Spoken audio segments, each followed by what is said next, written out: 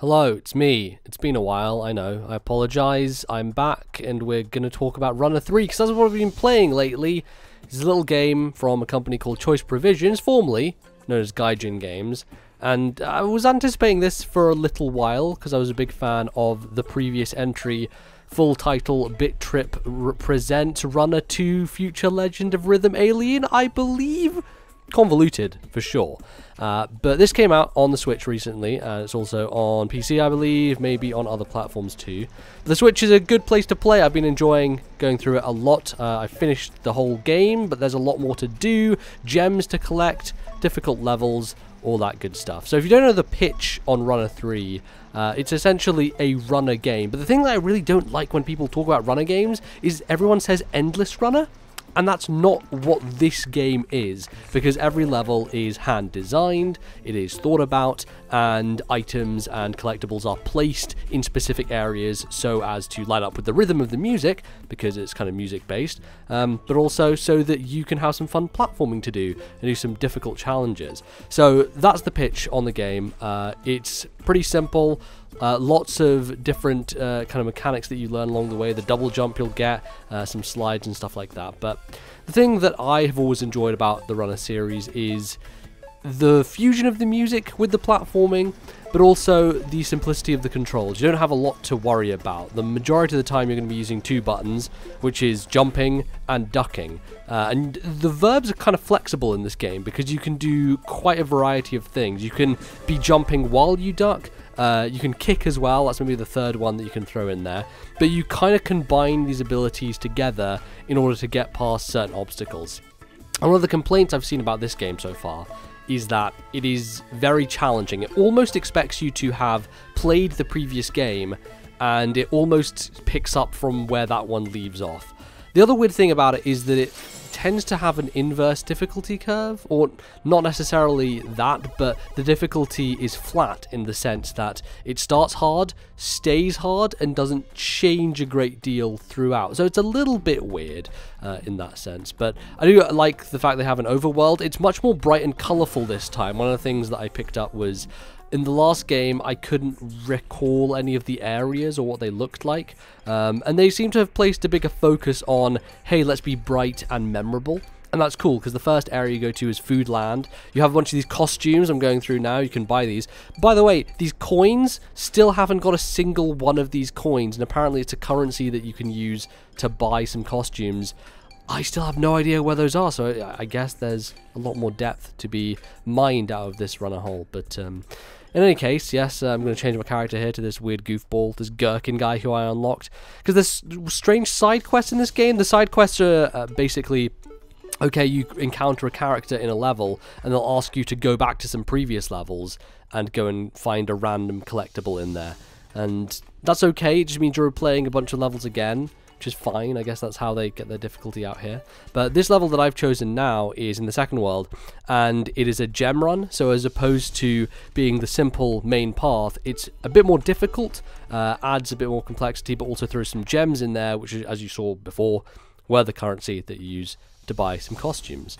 And yeah, as you can see, the landscape, a bit more diverse here. Changes once again from the weird, colourful food land to more of a dock bay environment. Maybe more reminiscent of the second game in that sense, a little more simpler, but still nice theming. That's what I like from these games, is when they go all in on the theming stuff. Definitely helps it to stand out in someone's memory, because otherwise, who's gonna recall every single platformer ever made? Jeff Gerstmann, probably. It's because he has the brain of a madman and the memory of one as well. But there are some elements, one which crops up right here as I die with this guard.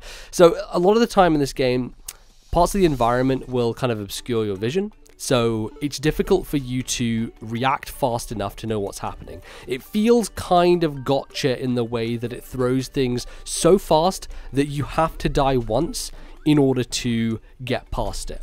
And that's okay. I'm okay with that, because I'm the sort of person who really enjoys playing through these levels multiple times, really getting an idea of what's going on and what I enjoy about it. But for those people who are like, get frustrated at platformers easily and don't want to replay stuff a bunch and don't enjoy the mechanics inherently, it's tough, right? Because like this guard here gives you very little animation indication of what he's going to do before he does it, and he pops up and all of a sudden, oh no, is it the shield, or is it ducking, or is it jumping this time? And trying to figure that out when you have 3 or 4 of those guys in a row is a little rough. It even just happened right there, where the elevator just dropped on me. I had no indication the elevator was going to drop, it just suddenly happens out of nowhere. And so, if I wanted to get a perfect run, I would have had to, like, kill myself deliberately because I've missed one of the gold bars already. So, I get that frustration because it means that you can't use your base reactions to constantly just figure out what's going on. It's a little bit more complicated. And speaking of more complicated, a section like this comes along where it's like, okay, here are the gems now, and I'm definitely going to have to use a bit of strategy to get around. And one of the cool things about this game that makes it a bit more complicated is the ability to cancel your jump. It feels a little bit like a speedrunning technique in a sense, and it feels like you're almost cheating the game mechanics, but when you're in mid-air at any point you can use down, almost like in Smash Brothers, to do a quick fall to the ground, and that will eliminate the fall distance or the slow fall speed and just kind of snap you to the ground almost magnetically. And that is used quite a significant amount in the harder stages later on. Even here, this is the second world, right? And I'm already dying a whole bunch. And you could argue again that a lot of these cogs falling down and just these stairs appearing out of nowhere. Could I have done this first time? Maybe, if I was super dialed or tuned in, but potentially not. Like, potentially you are spending a significant portion of time on one level, and then you're like, okay, I need to take a break from this. And I certainly felt that for the first world or so. I was much more getting used to the higher difficulty curve, and I was like, okay, all right, I spent half an hour on this one level, now let me take a break for a bit and come back. And I tend to not like having my momentum squandered or punished in any way in these games, especially with stuff like Celeste or Super Meat Boy that I adore. When that happens, it's a dampener, right? Because you want to keep going, you want to have the snappy quick, and in the level itself it does, but from level to level, it definitely gives you time to wallow in that overworld, to kind of think about where you want to go next. You want to buy something in the shop, you want to try a hard level, go back to a previous level to get a high score, that kind of thing. And you can see here that I'm doing a bit of dancing, which is one of the other added things that you can throw into the mix of the verbs of this game. If you were to have 4, it would definitely be jump, duck, kick, and dance, I think, because those are the main things you will be doing. And as a high score game, it means that people will want to try and perfect these levels. There's only a limited amount of time, and you can fit in dancing in areas that are not required for you to jump and collect things, so it's a little bit risk reward when it comes to that stuff. Although, having said that, one of my highest scores I got without collecting every single gold bar in a level, so that's interesting. I think that there's this weird thing where the dancing increases your combo super high at the end, and ends up being a little bit crazy. But yeah, overall, I've really been enjoying this game. It's definitely my kind of thing, and I can't like wholeheartedly recommend it to everyone, because as I've said, there are some kind of bullshit things in there that are a little bit rough around the edges. But overall, it provides the kind of pick up and play thing I like on Switch.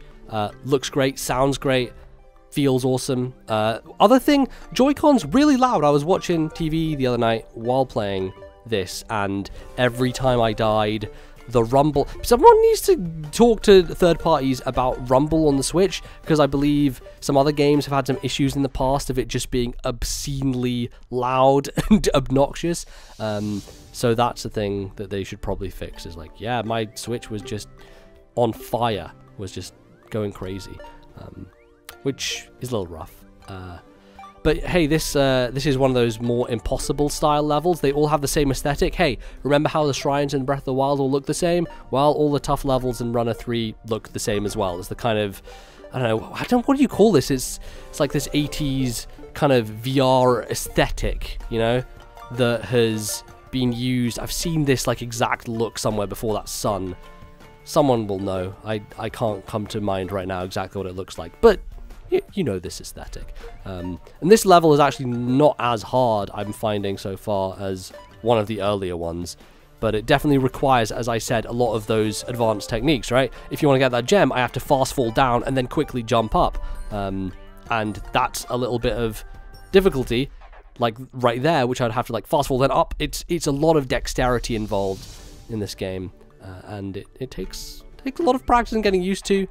As someone who likes trying and bashing my head against platformers like these, it's fine, and I've enjoyed it. So hey, that's Runner 3. I will try and make some more videos. I know it's been a while. I've had some weird situations where, you know, I haven't had a good recording environment. I'm finally set up in a place where I kind of do, although I do have less time, but potentially I can do some more of this stuff and just talk to you about some games I'm playing and all that fun thing. And E3 is coming around, so maybe I'll do some fun E3 stuff. Maybe do some streaming, I don't know. I'll see. Check me out on Twitter as well, probably talk about some of this nonsense. Otherwise, cheers for watching, people. Go check out Runner 3 if it looks like your thing. Otherwise, I'll see you next time. Goodbye.